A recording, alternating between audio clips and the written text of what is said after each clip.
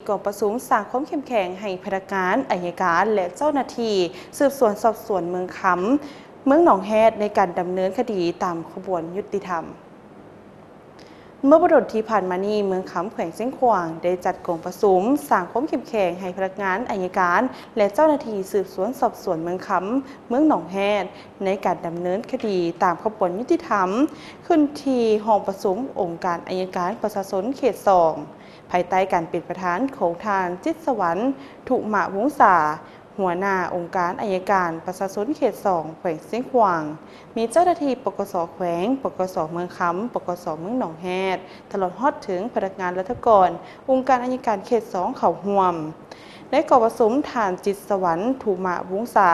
หัวหน้าองค์การอัยการประชาชนเขต2แขวงเส้นขวางได้มีคำเห็นโอ้ล้มบางเนื้อในจิตใจในการเผยแพร่ครั้งนี้และได้เน้นหนักให้พนักงานอัยการและเจ้าหน้าที่สืบสวนสอบสวนเมืองคำเมืองหนองแฮดจงพร้อมกันรับฟังเนื้อในรายละเอียดของกฎหมายถ้าหากมีปัญหาใดบ่เข้าใจแม้นสนทนาแลกเปลี่ยนซึ่งกันและกันซึ่งว่าเป็นความเข้าใจเกี่ยวกับกฎหมายต่างๆพร้อมนั้นก็ได้กล่าวเปิดกองประชุมอย่างเป็นทางการหลังจากนั้นพนักงานรับผิดชอบเผยแพร่กฎหมายขันเมืองก็ได้ผัดเปลี่ยนกันขึ้นบรรยายกฎหมายต่างๆซึ่งเนื้อในการบรรยายประกอบมีภาระบทบาทสิทธิและหน้าที่ขององค์การอัยการภาระบทบาทของกฎหมายสิทธิหน้าที่ขององค์การสืบสวนสอบสวนกฎหมายว่าด้วยการดำเนินคดีภาระบทบาทของธนาคารพัฒนาลาวนอกจากนั้นผู้แทนกองประชุมก็ได้ประกอบคำคิดคำเห็นอย่างกงไปกงมาเพื่อเฮ็ดให้เนื้อในสมบูรณ์ขึ้นพร้อมเดียวกันนั้นก็ยังได้มีการรับฟังคุณสิทธิธรรมปฏิวัติและจรรยาบรรณของพนักงานนำพาคุ้มครองระยะใหม่น้ำตื่มอีกด้วยและในตอนท้ายของกองประชุมในครั้งนี้ก็ถือว่าท่านจิตสวรรค์ถุมะ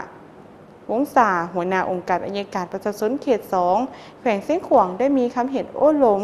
ก่อนอื่นมดทันก็ได้ยังแสดงความย่องยอสมเสยผลงานในครั้งนี้พร้อมทั้งเรียกร้องมายังพนักงานอัยการและเจ้าหน้าที่สืบสวนสอบสวนเมืองคำเมืองหนองแฮดจงพร้อมกันนำเอาบางเนื้อในบางมาตราของกฎหมายนำไปจัดตั้งปฏิบัติเข้าหน้าที่เวียกงานของตนรับผิดชอบให้มีประสิทธิภาพประสิทธิผลให้ดีขึ้นเป็นก้าวนั่นเองท่านผู้ชมถือว่านี่เป็นกองประชุมสร้างความเข้มแข็งให้พนักงานอัยการและเจ้าหน้าที่สืบสวนสอบสวนเมืองคำเมืองหนองแฮดในการดำเนินคดีตามขบวนยุติธรรมนั่นเองท่านผู้ชมและต้องขอเข้าใจภาพข่าวครั้งนี้จากศรีอภรณ์ มณีวงศ์